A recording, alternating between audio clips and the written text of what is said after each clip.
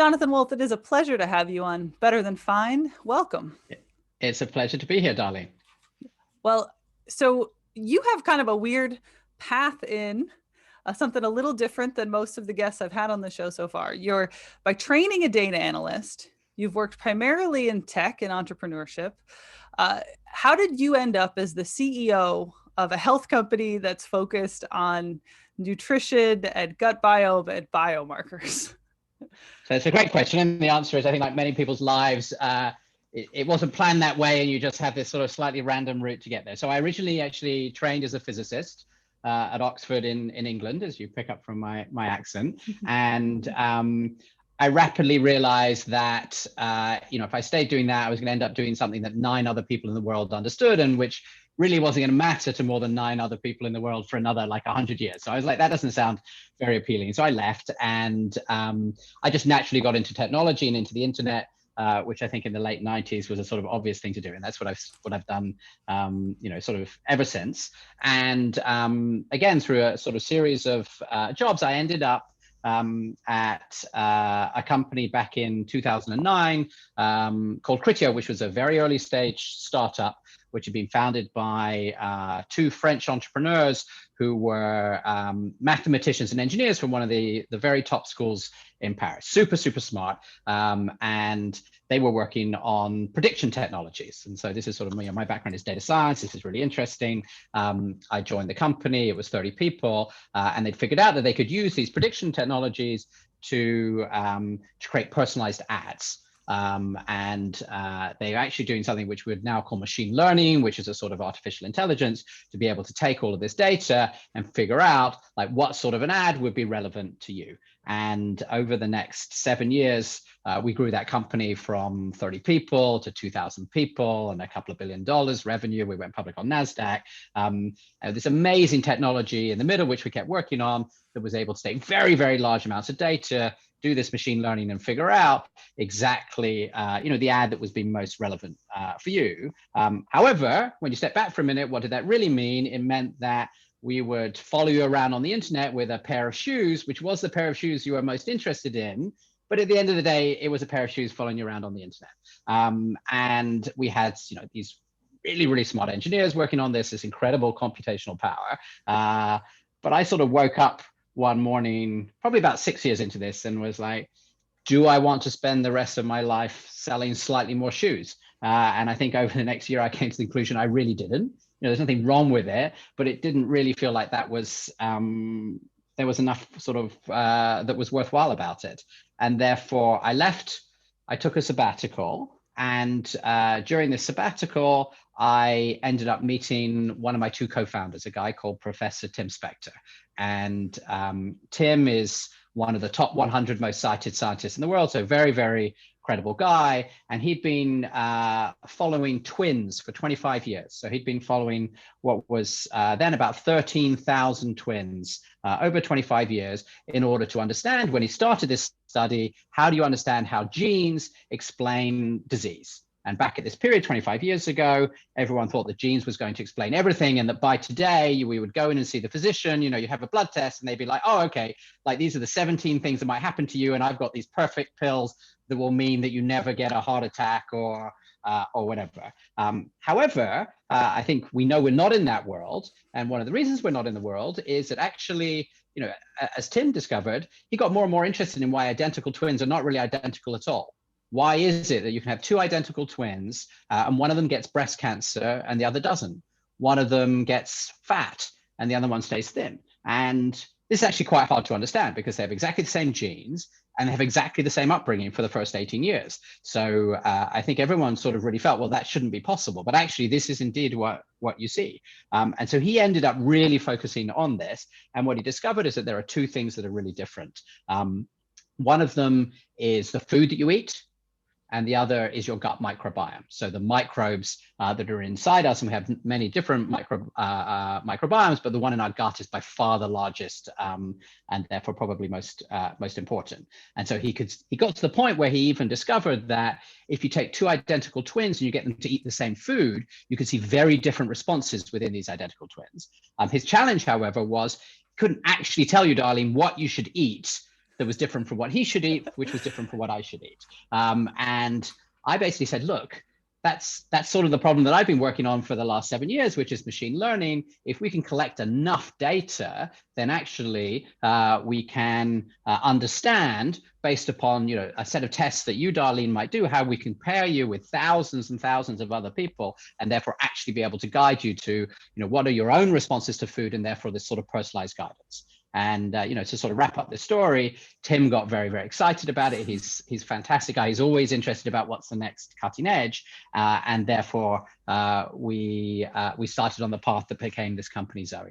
Yeah, and much like Tim, I get really excited about this for lots of reasons. I think one big one is that you are right at the edge of this problem that Tim highlighted. Right, is all this research. You got to have a way to apply it in a way that's meaningful to people's lives. And there's lots of things in your story that I find really exciting.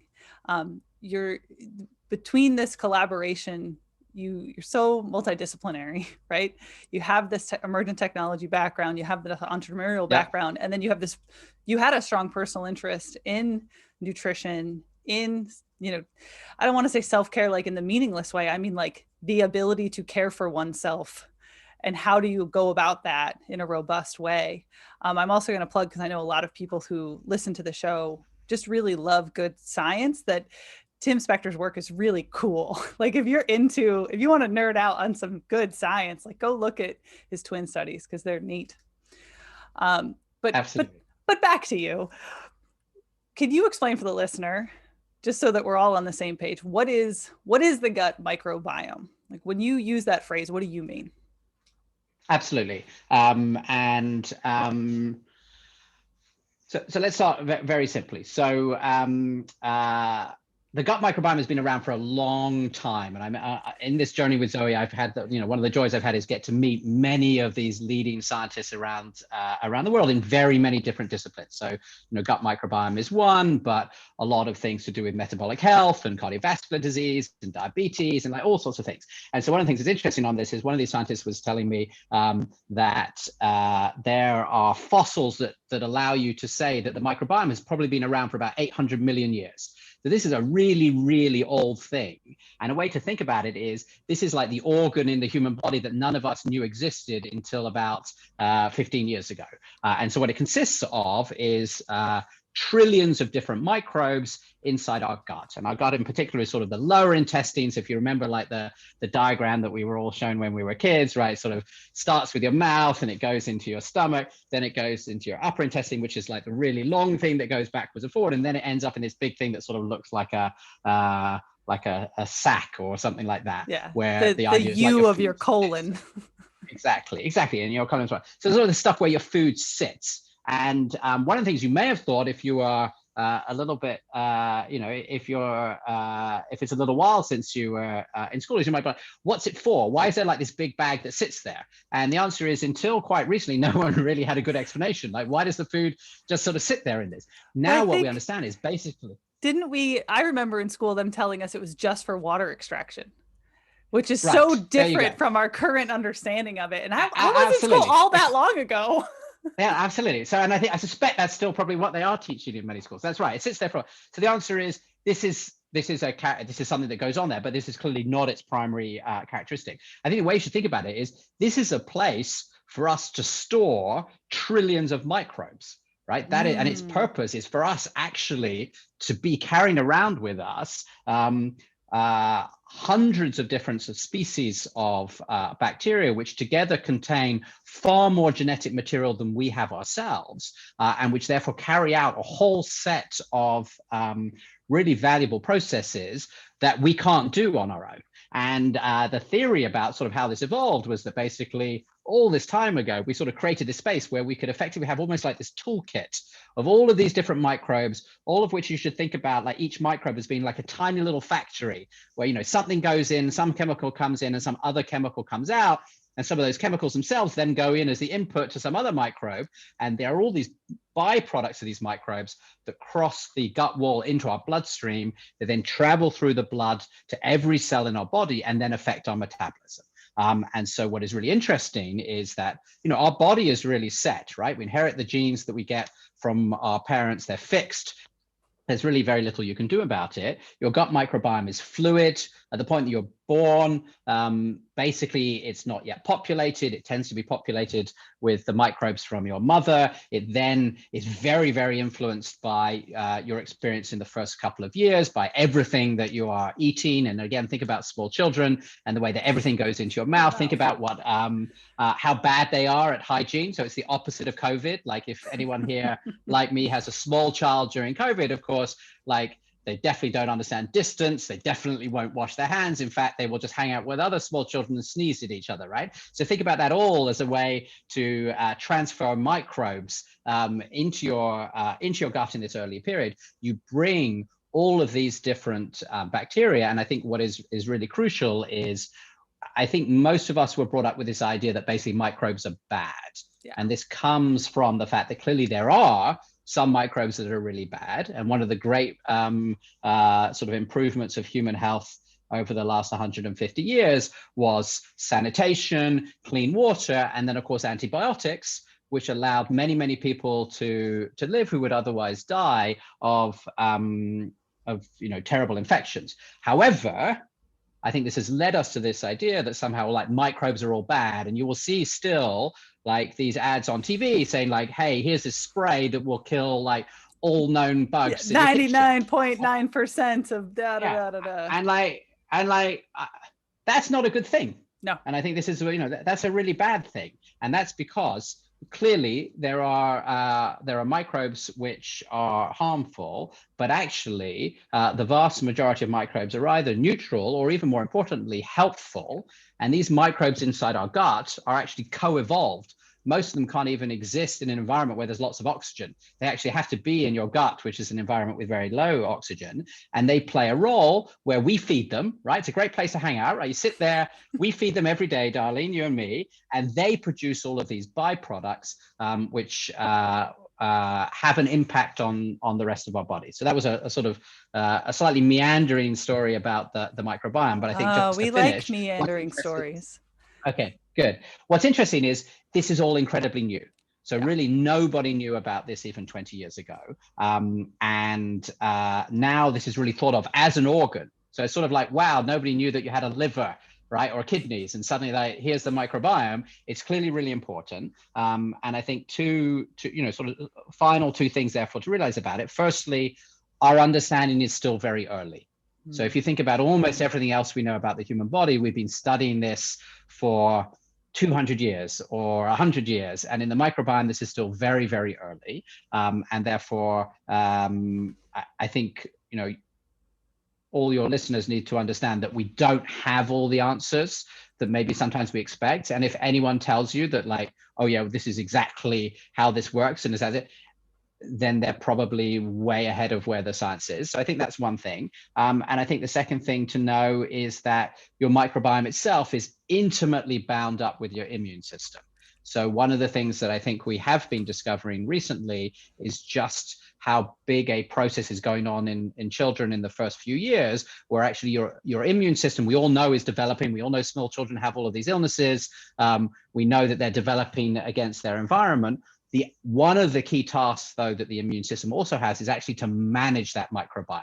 Because if you think about it, those microbes are good, they're staying in your gut wall. If those microbes end up coming across that gut wall and ending up inside you, that's not good, right? And often this is the difference. You want your microbes in certain places, you don't want them floating around inside your bloodstream. And so your immune system is sort of co-evolving with the microbes that you're exposed to in order to learn how to manage and train them. And there's even sort of different levels of microbes that you see on the edge and all the rest of it.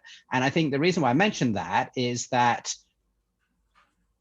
the way that all of us grew up in, the developed world, and increasingly now, all of the world is one where, that early experience of sort of training your immune system and what you're interacting with is just profoundly different from the environment in which we evolved. Part of that is just that, childbirth itself is obviously much more medicalized than it used to be. Part of it is that antibiotics have become extremely routine in childhood. Partly this is because the sort of food that we eat is profoundly different from the food that we ate. And of course, there's levels of hygiene that we also impose around our children, which is profoundly different. And so I think that means that all of us just grow up in an environment which is so different from the environment we would have done before. And therefore, yes, the microbiome is a malleable thing that can change, but it's also important to recognize that all of us are also still partially restricted by what happened in those first few years, and probably through childhood. And so the immune system that we have is itself continuing to shape and interact with your microbiome. Oh, you brought up a lot of good things in that intro, but I'm going to backtrack gradually if I can pick them all up. But the first thing I want to highlight, what you just said about early childhood development and the difference in the Western world. I'm going to plug an episode from a couple of weeks ago. Dr. Darshan Narvaez out of Notre Dame came on to talk about indigenous models of well-being, specifically around indigenous child rearing and the importance of breastfeeding for immune system development. And at the time, we didn't necessarily highlight it, but it's exactly what you're talking about, right? If we're not having this prolonged breast milk exposure, you're not seeding the biome in the way that we might want to. If you're not allowing kids to roam out and be exposed to things, we're not seeding the microbiome like we want to. And even something like the way that we're sterilizing our environment, right? Like we want to be in the middle of the golden mean. We want to have enough cleaning to be safe, but not so much that we're sterilizing to the point of stunting the development of any of us. And that if the biome of our children is seeded by the parent, right, especially the mother, well, the way that she is treating herself then creates a cascade effect. And how many ripples are we creating in the pond at that point? Absolutely. And I think maybe to take the breastfeeding is a really great transition, because the other way to think about the breastfeeding is about the food that you're getting. Yeah. So, we talked a lot about what the gut microbiome is, the microbes, but another thing to think about is like, what is the food that you're taking and what does it feed? So again, what's really interesting about human breast milk is it has all of these different components in it. And for a long time, nobody understood why. And now I think there's some really interesting science that suggests that actually this is to support particular microbes, which then themselves have beneficial impact on gut microbiome development. Now, this is a very narrow example. People are not meant to continue to drink human breast milk after the first year or so. And but I think it's a great example actually for thinking about us all as adult human beings in the Western world. I think one of the most important things to think about the microbiome is to say, okay, so how does the food I eat interact with my body? And it's not just about gut microbiome. I know we'll talk a little bit more also about the other aspects of ZOE, looking at how this affects your metabolic responses and blood sugar and blood fat. But I think the gut microbiome is a great place to start, because basically the food you eat, it's almost like imagining that you've got this little zoo inside you, right? And we all know that you can't feed like the lion the same food that you feed the elephant, right? And yet I think historically we've tended to think about food in this really reduced way of like, it is calories and it's X amount of carbohydrates and it's Y amount of fat and it's got like this vitamin, but actually it's incredibly complex. And as scientists are putting this, there's a recent paper talking about the hundreds of thousands of different chemical compounds there are in food that human beings can eat. And you should think about each of these microbes as being better optimized to different food. And therefore, one of the reasons that it turns out that eating vegetables is a really good idea, it turns out that eating lots of different vegetables is a good idea, is because you are supporting your microbiome that really relies on the food that you don't immediately manage to transfer into your bloodstream. So, if you eat something which is really processed and has lots of sugar and fat, it's all going to be absorbed before it makes it to those microbes. They need this complex stuff that isn't immediately broken down, which tends to be in plants, whole grains, all of these sorts of things. But also you need a lot of diversity, because actually if all you did was eat kale, like actually that's not going to be a good diet either. You're going to have some microbes who are really delighted by it, but loads of others who, you need to think about as like the elephant. Well, it's like, I don't eat that diet. And so this food, I think what's so exciting about this is the way in which it really is true that food is medicine. Food has this ability to impact your microbiome and shape it. It also has this impact on the rest of your body. And so it makes me that think was a sort of, if you lot. like this. Go on. It makes me think a lot of Dr. Terry Walls. Are you familiar at all with the Wall protocols? No. I want to say that her original version of it was published maybe 10 years ago. She was a research physician, developed progressive MS to the point of being a gravity chair, was taking a ton of supplements. This really the same reductionist viewpoint that you're talking about, like, oh, just take these components because we just got to get them into your bloodstream. She's like, you know what? I'm going to take a science approach to this, that we don't know everything about these compounds that we claim to. So instead of taking, a vitamin B complex, I'm just going to eat the foods that have a lot of vitamin B because there's probably other stuff in there. She was able to, through nutrition, get back to, I've seen her walk into a room, stand for 90 minutes delivering a lecture and a Q&A. I've watched a video of her riding a bicycle. If you didn't scan her brain, you wouldn't know she had lesions. She is asymptomatic unless she eats. There's very certain foods that are clearly trigger foods to her immune system. But it was very much what you're talking about, this concept of, instead of focusing on feeding the structures of our body, right? I need X amount of protein to produce Y amount of muscle. Focusing on eating the wholest thing possible, because that's probably what the colony in my colon really needs to thrive. And the other thing about her protocol that might be interesting for you is just the volume of vegetables that she encourages and the diversity. But it's a lot of the same themes that you're talking about through application without the depth to which you've been able to build the science to support it. But I think it's really interesting, right? Because I think it talks about two things, and I will definitely follow up. One of them is that actually thinking about food as, in general, whole foods, the complexity of that, the way in which it needs to support your microbiome plants is really important. And then the other thing I think you're touching on, if I understand it, is there's personalization. So she's also figured out that there are certain things that are bad for her, and those are not going to be, exactly the same things for you. And obviously that's an extreme case with a particular disease, and we're definitely not claiming to treat any disease with the state of the science where we are right now. But I think that is also really interesting, because I think that maybe talk a little bit about sort of the next step, as it were, after we decided to create ZOE, was we actually decided we were going to go on and carry out these scientific studies in order to understand individual responses to food. And those studies have turned out to be, in the end, the largest in-depth nutritional studies in the world. So they became a bit more ambitious than when we originally sort of thought about this 4 years ago. But this was in order to get this raw data, this training data of all of these individuals and what actually happens at a really granular level. And this was not just microbiome, this was a component of this, but also to understand what happens to your blood sugar. So we had people wearing continuous glucose monitors to measure blood sugar continuously for 2 weeks.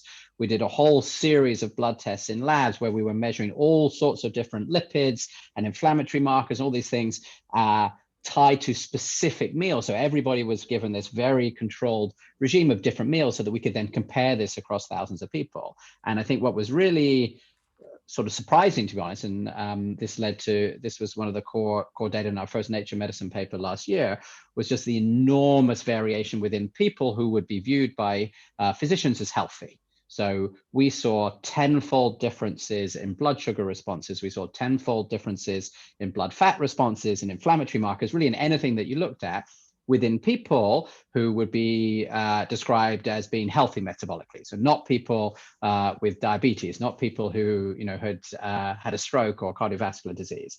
And so what you see, which I guess maybe sounds obvious now, but wasn't obvious before, is just the enormous diversity in response within us before we start to have any problems. And in some senses, where it sort of makes you realize there's much more of a continuum between where we are now and where we might end up in the future if we don't look after ourselves than we see. And much of this is sort of invisible under the skin for a long time. And what's interesting for me as a coach who's been at this for a while is what I would do with a client who's feeling off is an elimination diet where we bring them back to, okay, like just meat and vegetables for a month or to 6 weeks. And then we're going to introduce individual foods and test them and kind of feel out how you feel. And it's this really tedious, long process of test and retest, reestablish baselines. I mean, I've used it with clients who have, end up unearthing all kinds of weird things that then we have to send them off to get tested and verified. Like the idea that we're getting to the point in an emergent technology where we can have somebody do this for, I think it's 6 weeks, right? You do the analysis and then like people get information feedback and they start the feedback loop, right? Where Correct. we can actually measure these things and it's no longer this subjective dance that I'm kind of doing with a client as they get kind of frustrated. And because it is like elimination diets are really taxing. I don't know if you've ever done one. I have done one, absolutely. I think they are very difficult, and I think they also tend they leave you in a place which, in general, we're not very keen on, which is a world where you're thinking about how I am taking things out of my diet, rather than a world where you're thinking about how am I adding things onto my diet. Yes. And so ZOE today is really focused on understanding what's the right food to support health in general. So what would you do to sort of optimize your diet in order to ensure that you stay healthier for longer? And as a byproduct of that, what we see from our latest clinical studies is that people have more energy, people lose weight, but those are really byproducts of basically getting into a place where you're actually eating food that's supporting your health, both in the short term and the long term.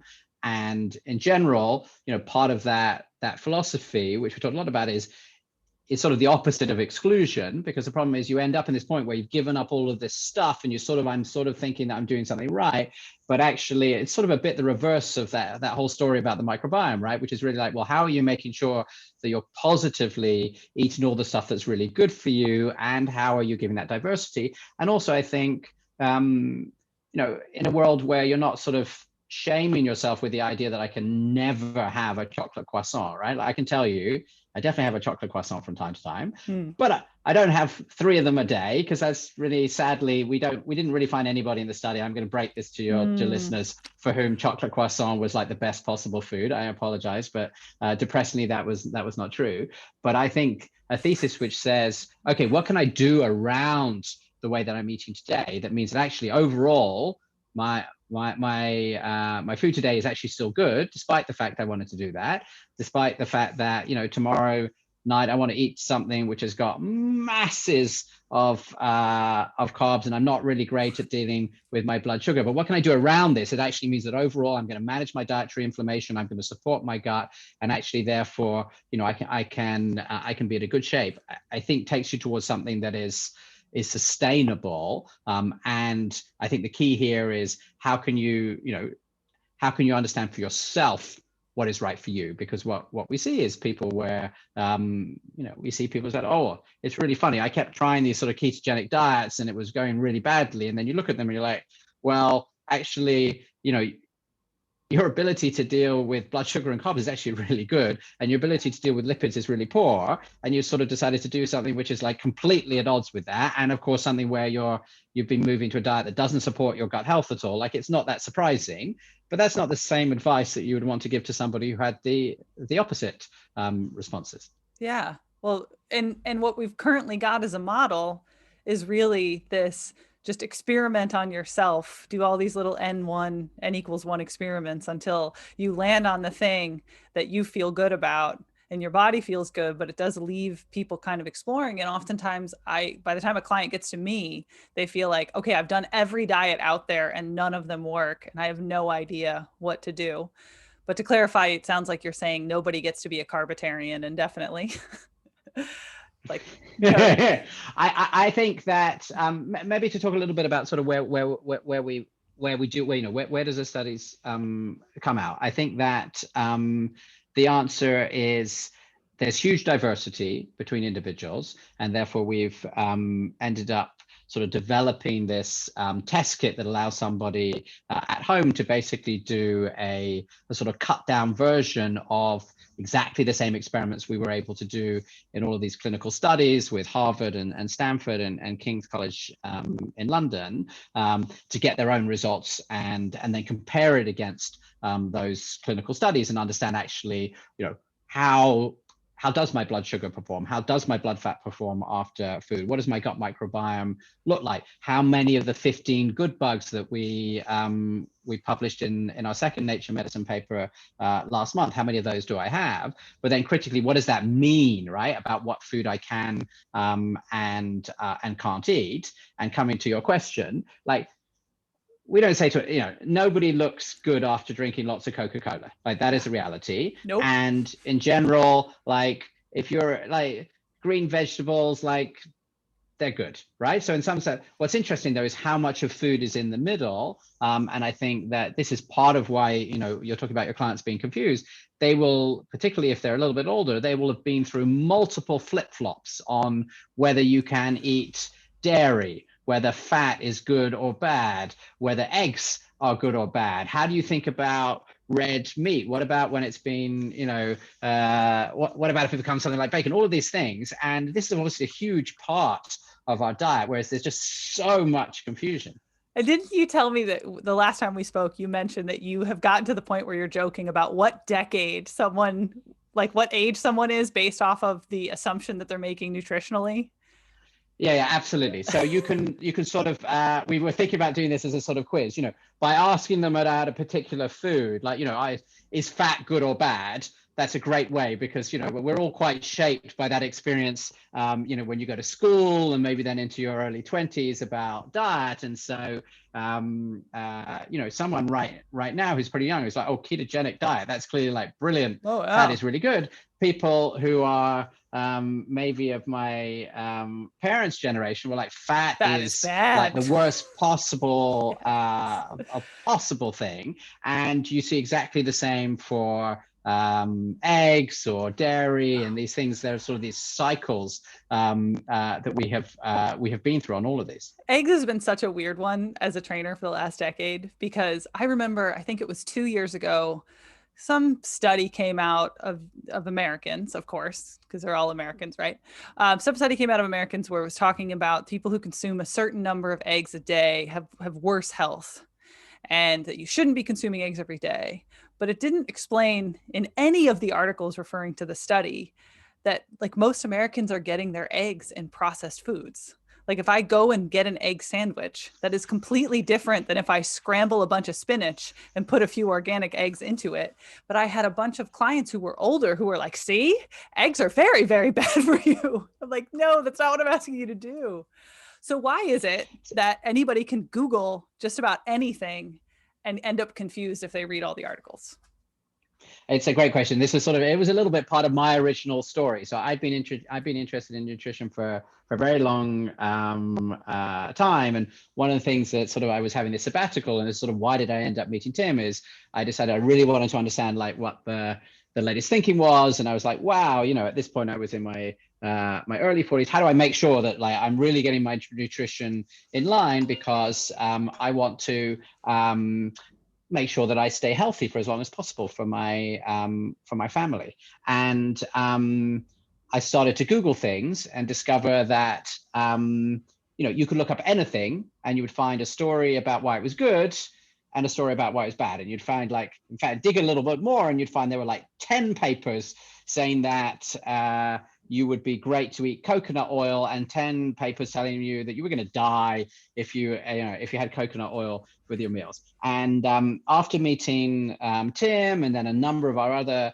scientists, including Sarah Berry, who's one of the key scientists involved in ZOE, who's a nutritional scientist and done very large, really driven all of our large human interventional studies, is you realize that this really comes from the way that science has been done over the last 50 years. So what happens is it's very expensive to do a science experiment. And in order to do this, you have to apply for a grant and you have to get somebody to give you some money. And it's hard because that money has to pay for everything. So it's not just the science, but it's like, all your overheads and your staff and all this, and you need to deliver some results fairly fast to like justify that all within this grant. And so and in order to get the grant, you've got to have like this really clear problem that the guys are going to agree will make sense for you to do, and where you can sort of prove that you'll be able to get some result within the scale of that. And so the net result of that is you end up getting all of this funding for studies that inevitably have to be very small in terms of the number of people, and very short term in terms of how long you can follow someone. And pretty narrow in the scope of the question too. And incredibly narrow in the scope of the question, because otherwise you couldn't answer that, because the broader your question, like the more people you need to have. And so what you'll find is that the vast majority of nutritional studies are done by really good scientists who are doing this really carefully and properly, but they are going to have what they call like an N of 20. That means like 20 people in this study. So there'll be like 20 people, or there'll be 10 people, or like a really big study, it'll be like 50 people who do this. In general, with some particular intervention that goes on for 4 weeks or 8 weeks or 12 weeks or something like this. And you will end up with maybe 50 different studies over 10 or 20 years looking at some particular product, every one of which is different. So they're defined differently so that you can't actually compare them, and all of them with such small numbers that it would be okay if everybody responded the same. But if you think about like the core sort of discovery at ZOE about the way in which everybody is like responding with these massive differences, they're very, very underpowered.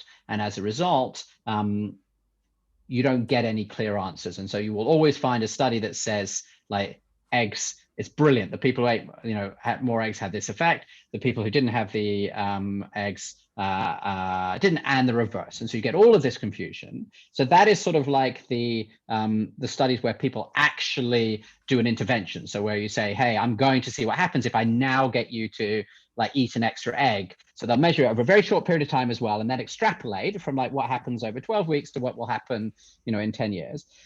The other sort of nutrition studies, which get a lot of airtime, are what are called epidemiological studies. So this means we're following over a long period of time people, and we're asking them questions, but we're not intervening. And so what happens is we might get what's called a food frequency questionnaire, which is a way to just ask you what your diet is, and you'll record that, and then they'll see what happens to you over the next 40 years. And then looking at the people who die when and the people who don't die, they'll go back to your food frequency questionnaire and try and figure out the results. And the problem with that is what's called confounding. So the problem is that people who are more worried about their health they'll eat a particular sort of diet, the set of foods will come together, they'll also exercise more, et cetera, et cetera.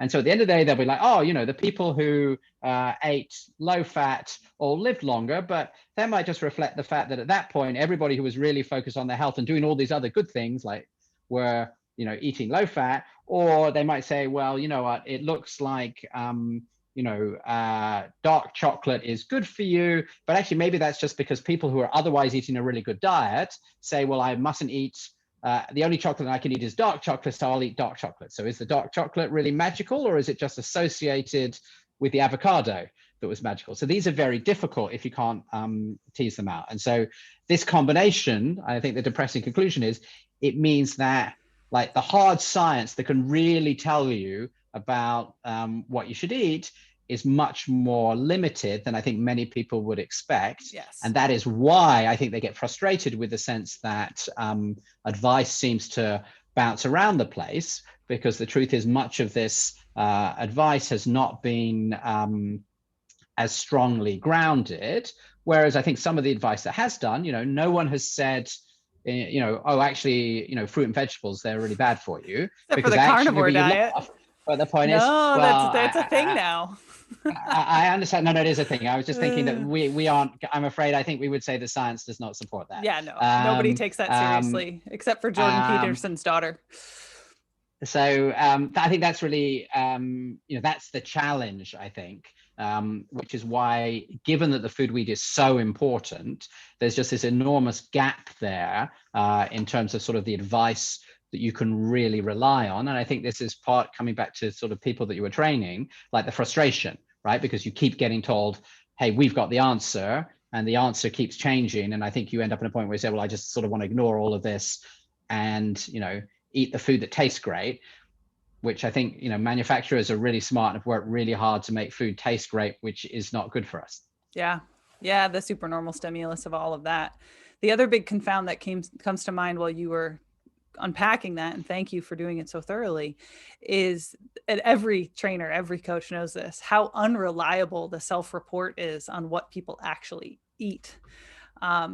If you're not in some kind of very easy to use real-time, like take a picture of it situation, clients have, all of us have really poor recall. If I ask you what you ate on Monday, and we're recording this at the end of the week, most people will do it inaccurately when they recall, and that's a Correct. huge confound for those nutritional studies as well.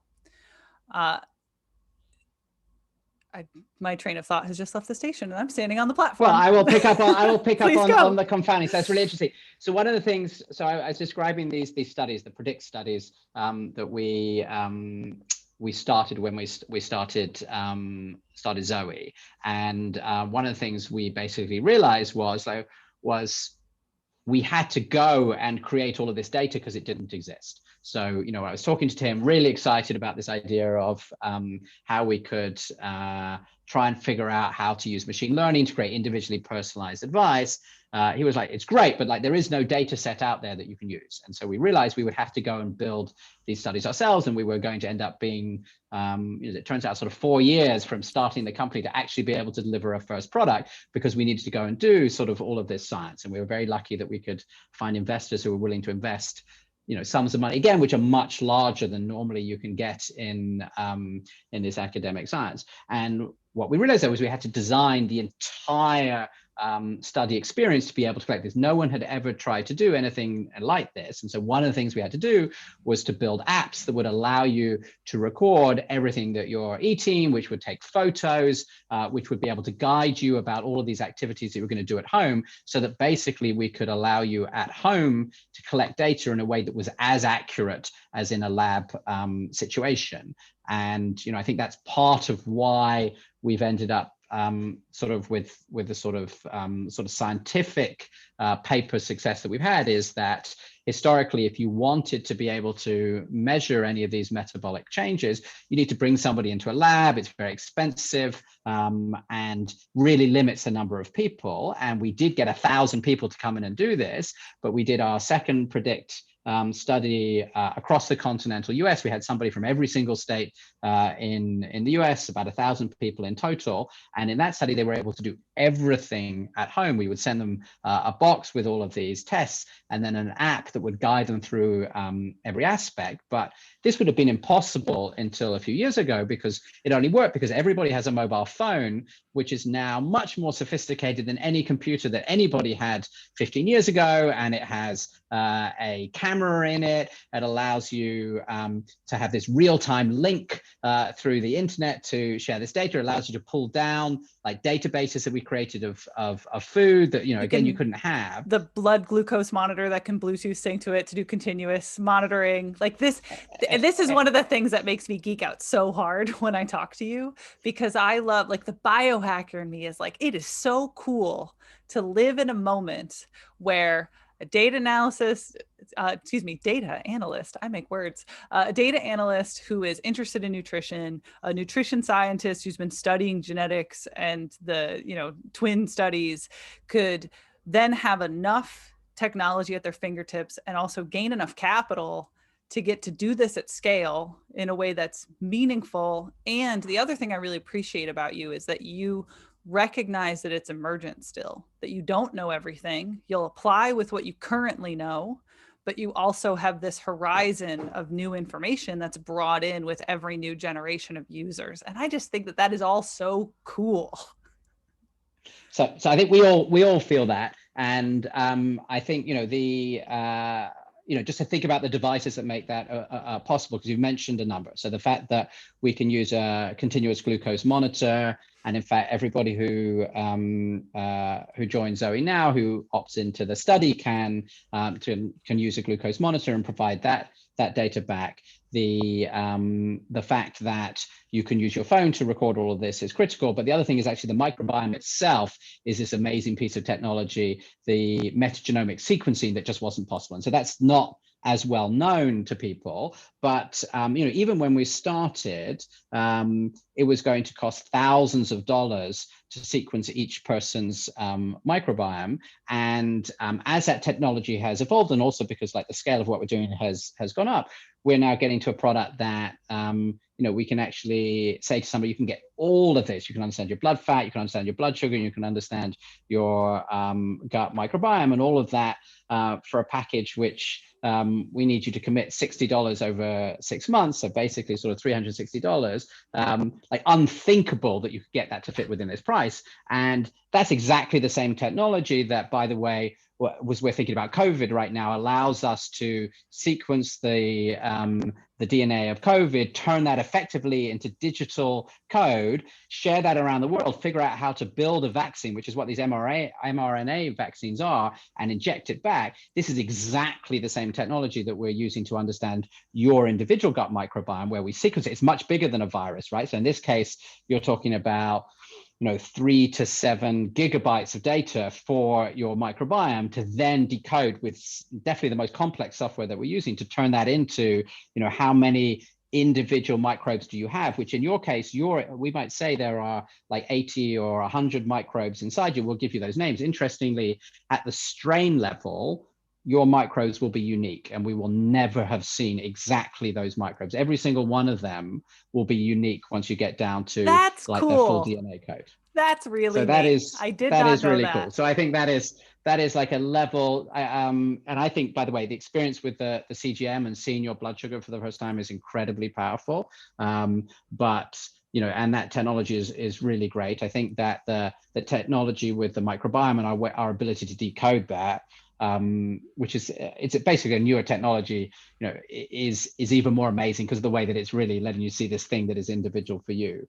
But all of this, I think, is exciting because it means that suddenly, what excited me about this is sort of this vision of personalized medicine is finally sort of arriving here, which is that you can actually collect data about individuals. You can understand for them as an individual what is going on, and therefore you can give them advice. Now, today what we're doing is not a medical product. This is general wellness advice. But I think we're on a pathway here where, as we collect this data, this clearly takes us to somewhere where it will affect ultimately guidance on our life overall. Having said all of this, I do want to make sure that I mention my other founder, George, because I think all of this, you can end up in a place where you're like really geeking out about the science, but at the end of the day, and again, talking about you as a trainer, like if you can't translate that into something that somebody is actually understands and is willing to follow, it doesn't matter. And I think often like the challenge with the stuff that comes from science is it can all just be too complicated for anyone to really understand what to do, and the guidance could be too complex. And George, I've known for 15 years, and he has really a background in consumer internet and building a whole series of different consumer internet companies. And so what he brings is, which is fantastic, is really saying, okay, how do you make this simple enough as a product that actually someone can do this at home and they can get results that they can understand? And also, I think really critically, which you know about, how do we make this something that people can follow? Because just telling you what you should do and providing you like with an app that in real time can tell you how you respond to every food, like it doesn't matter if you're not willing to use this, right? It doesn't matter if you can't understand how to make a change in your life. And so actually a big part of what we've been working on over the last 12 months is actually how do you then deliver a program once you've got this insights, how do you then turn that actually into a program that can allow someone to understand, this is how my diet was, how can I adjust my diet in order to get something that is going to be healthier for me, that's going to achieve my goals, whether that's about long-term health, whether it's about better performance, whether it's about weight loss, whether it's in fact a bit of all three, which is often the case. And I think George has been doing an amazing job. And this is really where was, I think, huge amount of continued work, because what we have today is still very much the first version of not only the first version of the science, but also I think the first version of really delivering a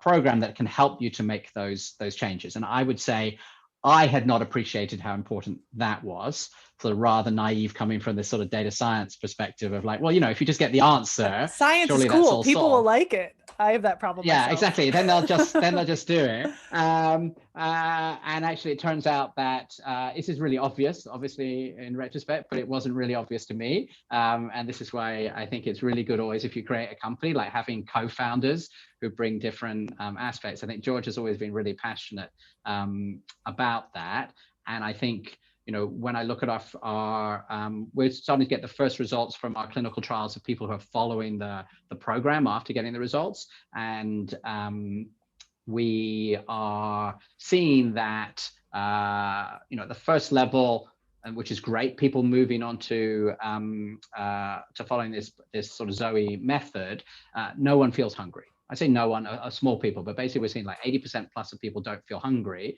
And generally that's one of the biggest challenges. You were talking about people going on to exclusion diets or whatever it is. One of the biggest challenges is about, well, I can't have all of this stuff.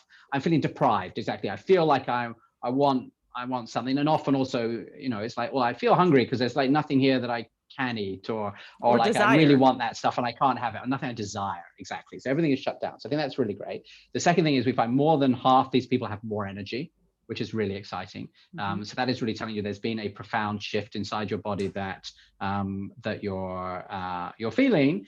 And the third thing is, although there are no calorie restrictions whatsoever, so we basically don't believe in calories. We could talk a bit more about that. I mean, I believe they exist as we can if concept, you want. I think I'm with you. Yeah, it's nonsense. Fundamentally, this is nonsense. Despite that, and designing something which is really entirely about supporting you getting towards health, we see an 8-pound weight loss at 3 months across this first trial. So that's I think really exciting, and a lot of that comes from this idea about how do you support people to understand how to make these changes, rather than just like, here's a report. What do you mean? This is surely fine. It tells you everything you need to know. And look, there's an app. Just put in anything you want, and it'll work out in real time with some clever, you know, machine learning what the answer is. And it's like, what do you mean you're not going to keep using that in a month because it's all like, you know, you've got other things with your life. So that's been a big learning for me. It reminds me a lot of how I felt when I got my results from 23andMe. Because I was like, oh, great. Like, I already knew I was sensitive. Like, I have a pretty sensitive glucose response. I already knew that, like, my family's prone to lactose intolerance. I already knew my family's prone to Parkinson's. Like, you haven't given me anything in terms of application. It just gives you, like, raw information. And I'm glad to hear that your minds are, you know, you're clever. You're also clever, turned toward proper application in meaningful ways. The other thing that continues to bubble up to the top of my mind as you're talking about this is, you know, I very often have the conversation with clients about like, oh, is Greek yogurt good? Right? It's probiotics. It's seeding my. But when you were describing the way that my individual strains have an individual DNA sequence that we're not going to see anywhere else, it just speaks to this idea that you can supplement all you want, but what we really want to be doing is feeding that colony in a way that flourishes it, because that then feeds us, because it's not necessarily only about what we're absorbing from our food, but what we're passing on.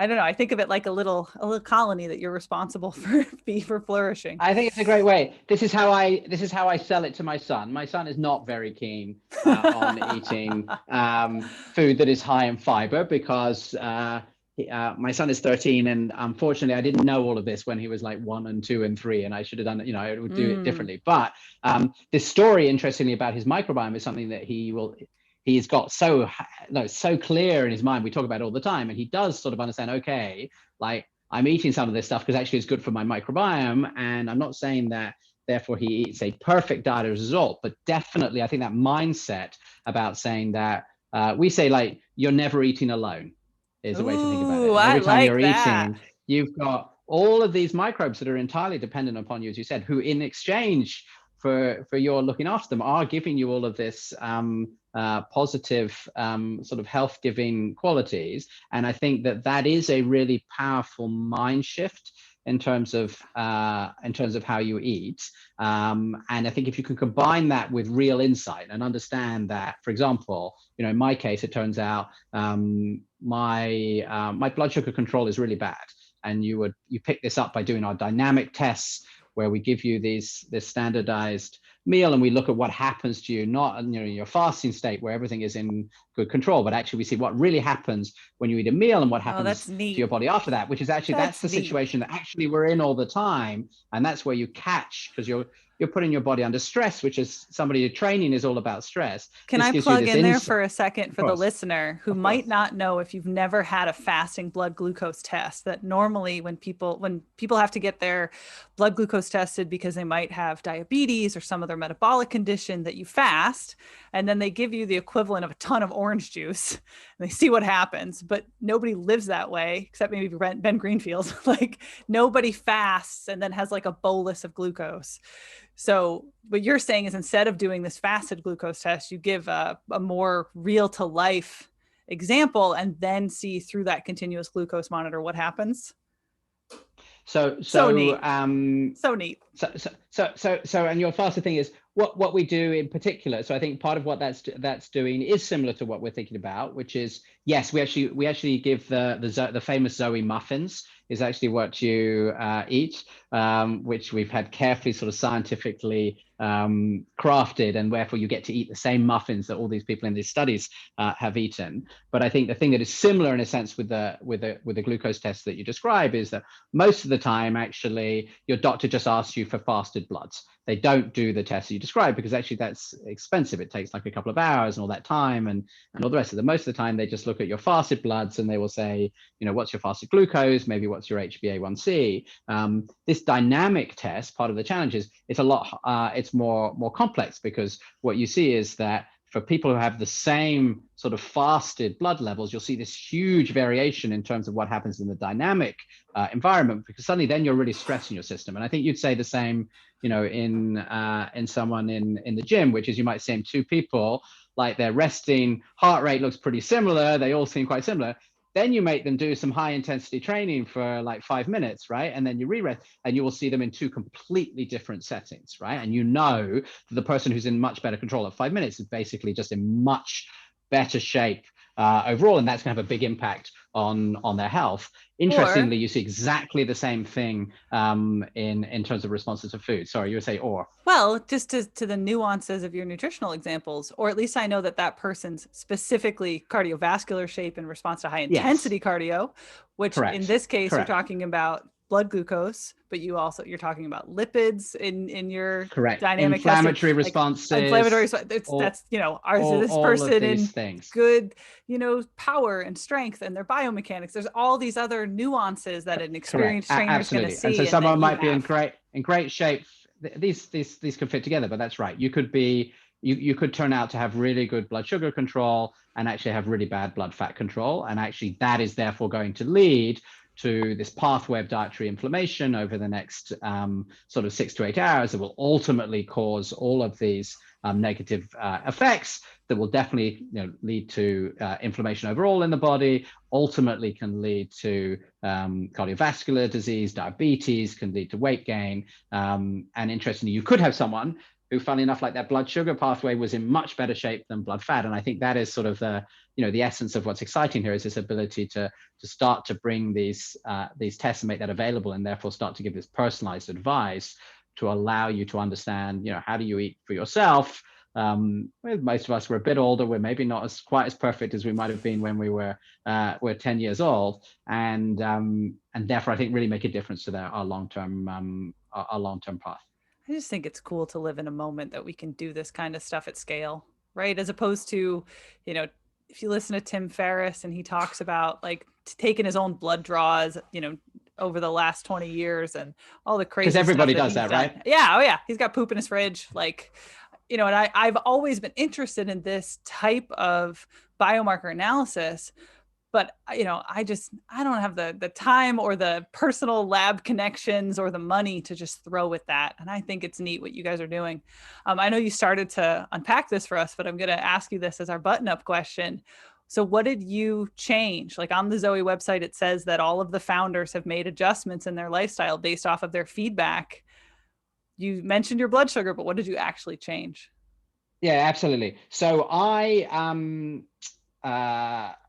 sort of went into this thinking, if anyone sees me on video, like I'm a pretty thin guy. Like, I'm definitely not overweight. I've never worried about my weight. I'd had sort of food intolerances early in my life, but basically felt like I think I'm going to be, in pretty good shape. And what I found, which was, really surprising, was my sort of lipid control was really quite good. My blood glucose control was really terrible. Like, I was really surprised. Now, in retrospect, I realized that I'd basically spent sort of 20 years eating a really highly refined processed diet, and then I was putting loads of sugar on top of that. So, I would drink tea all day, like with sugar in it. And in retrospect, I was just like, well, that's like this constant, like, bum, bum, bum, bum. And so I discovered that, exactly, mainlining this. And so that was a huge surprise. And my microbiome was sort of where I expected it to be, like definitely not the best, sort of not the worst. And so interestingly, as a result, I think there's sort of two big shifts. So one is just in general switching towards a diet that is much more supportive of gut health. And so that means like much more focus in the way that you're talking about, like whole foods, sort of more plant and vegetable. But the other thing that is in my case is pretty big shift away from sort of reducing carbohydrate, increasing fat, but also within carbohydrates saying, because we generally don't believe in, like, if you don't have diabetes, I don't think we think it's very rare that you would want to go to like really like a full hardcore full low keto, because of all because the impact on the microbiome is so bad. So in general, moving towards like staples that are much less processed. So, I'm going to eat a lot more quinoa. I'm going to eat a lot more whole grain pasta. And these are quite easy shifts that you can make, and interesting ones that the whole family will support, which is also really important in real life, right? Yes. Which is like, I can make meals that the whole family will eat, and then maybe also just maybe adjust a little bit the relative proportions perhaps about what I'm eating compared to other people. But net result is, what's really interesting, for example, is like breakfast is I think one of the easiest things to think about, because here in Western cultures we tend to just eat like very few, like how many different breakfasts do you have in a year? And I think most people will be like, very few different breakfasts compared to like how many different dinners they may have. And most of us have ended up eating a breakfast which is like unbelievably refined, almost entirely sort of refined carbohydrate, almost nothing for your gut health. And actually that's a really interesting one sort of to start with. And so I've definitely made big changes. And coming back to your Greek yogurt, then definitely full fat unprocessed yogurt, for example, great. And there's a lot of data that we see coming through that suggests that in general, dairy is much better for people than has been assumed if it has been fermented. So basically, sort of the raw milk is a completely different product than something that is like a cheese or a yogurt. And that process, coming back to, it's a great way to wrap up, right? That process of microbes isn't just what happens inside our gut. That process also on our foods can really take a food that is not that good for us and turn it into a food that is much better for us. And it's really interesting. We see very clearly a real difference between, milk on one hand and something like cheese and yogurt on the other. Now, again, this is personal, because people's, the extent to which some people may really struggle with lipids, and therefore you have to think more about how much you might have. But for most people, I would say, a bunch of these fermented dairy products are definitely in a group that I believe over the next decade we'll see a swing back because of the impact that the microbes have in terms of improving them. And there's so many things that I want to keep digging in on, because one of the things that just came up for me as you described this, milk as an example, was the number of times that I'll take on a new client who's worked with 2 or 3 other people, who those other people have horribly confused my new client by telling them this food's bad, that food's good. And the client's like, no, but I feel better when I eat it. It's like, great, then eat it. Like, because we as practitioners might have read an article that's 5 years out of date, and then tried to apply that to everyone we work with as a blanket statement, as opposed to this customized personal evolution that's so important. I think it's right. Like, I mean, if I was going to pitch at the end, it would be this ability to access your personalized guidance, to really understand your own responses to food, is now available. Awesome.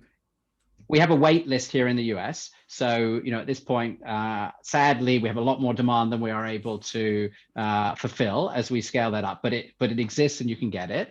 And I think, as I said, Darley, this is fun, and I know you've got a group of people who are really at the cutting edge of wanting to engage. And at this point, we really want to bring people on who are excited and are going to help us to take this product. So we have a URL which we can share at the end to allow people to come on and join our sort of special. We have a particular set of kits that we reserve for sort of friend and family every week, and we would love to have friends of Darlene join in that group, because I think we really want to allow people who are really sort of at that cutting edge and will themselves, I think, introduce this more broadly, have a chance to access it. So I'm really delighted to be able to do that. I'm excited to be top of that list. The URL, and of course I'm going to put it in the show notes. I know I mentioned it in the intro. It's joinzo, ZOE, no Y, .com/Darlene. But I'll link it all up so that you can find it in the show notes. The last thing I want to say is very personally curious. I really want somebody on the the carnivore diet, which is a thing where you only eat meat. I think it's meat and like honey and like one other thing. Because I know Rogan has been talking about it like it's God-gifted nutrition. Jordan Peterson's daughter did it because she has a really intense autoimmune disease. It's the only thing that doesn't make her sick is meat. I want to sequence their microbiome after they have done this for 6 or 8 weeks and see what happens. I think it would be fascinating, and you'd like to see the microbiome before they start on this diet. Yes. And then see what happens after a few months. I think it'd be very interesting. I think any extreme diet you would expect to have a particularly extreme impact on the microbiome, and so I don't believe that there's been any papers doing this. So if there are a bunch of people who would like to do that, then let me know. Yeah, right. Definitely. Jonathan Wolf, thank you so much for sharing your brilliant mind and your clear love of many of the things that I think are so cool and so important. Any final thoughts? I think just that this is the start. So I look forward to having another conversation. Even in a year, I think we have a whole series of new papers that will be coming out this year on topics like, for example, blood sugar responses, where we've seen this, and that therefore this is continuing to evolve. And I think part of what we're trying to deliver here is an ability to say, by being part of ZOE, we can keep updating you about this, because I do think we're just at the beginning of a journey, which is very, very exciting. And I share this about being able to unlock things that we just previously didn't have the tools for. So if you're interested, keep staying engaged, because I think the story will keep changing in a really positive way. Awesome. Deal. I'll schedule you in for a year from now. Thank you so much. I look forward to it. You're welcome. Thank you.